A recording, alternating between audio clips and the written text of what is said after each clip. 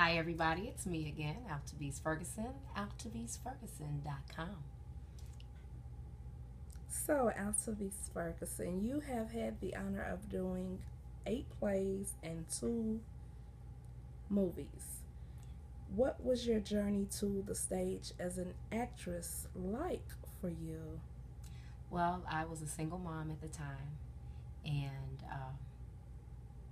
I still wanted to pursue my dream as well as be a full time mother and provide for my daughter, but I didn't know how to do that. And I had came back from New York maybe about 2 years prior to getting pregnant and had some great opportunities for me, but I was in love.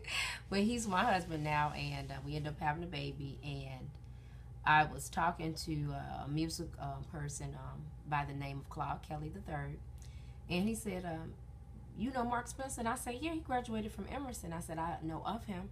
I said, "I believe he's a little older than me, but I was there when he was there." And he said, "He's getting ready to do some more plays. He's starting with this theater guild at Westside. Why don't you go audition?" So I was like, "Okay, audition. Do I still get it?" So I was only about 22, 23. And I went in, talked to him, got reacquainted with him, and the rest is history. Most of the plays I've done, with the exception of one, Never Too Late, has been under his direction. And most recently was The Wiz, where I got to play Glinda.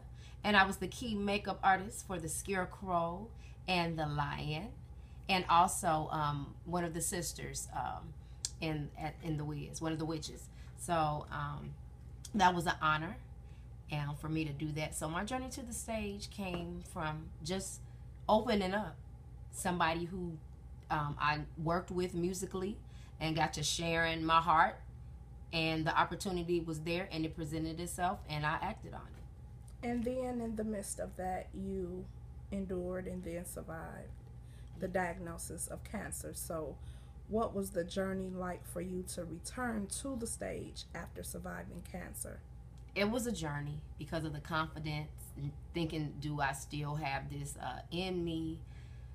My body was different, things were different about me, but I knew that God wanted me still there because that's my platform. That's where He uses me to minister, maybe backstage, or pray for people, or show them Jesus, or give them Jesus. And I got blessed to, my first play coming back was through Lucius Rouser III and Michael Joyner, with Bishop Dwayne Coleman. We did a play, and also Pebbles at the time.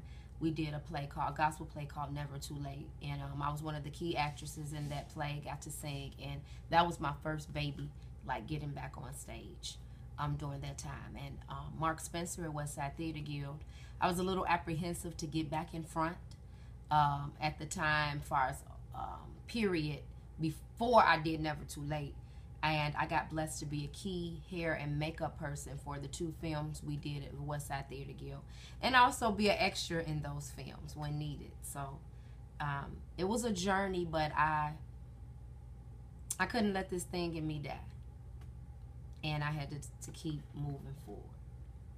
How would you define freedom as an actress, artist, freedom in the arts in general? How would you define that?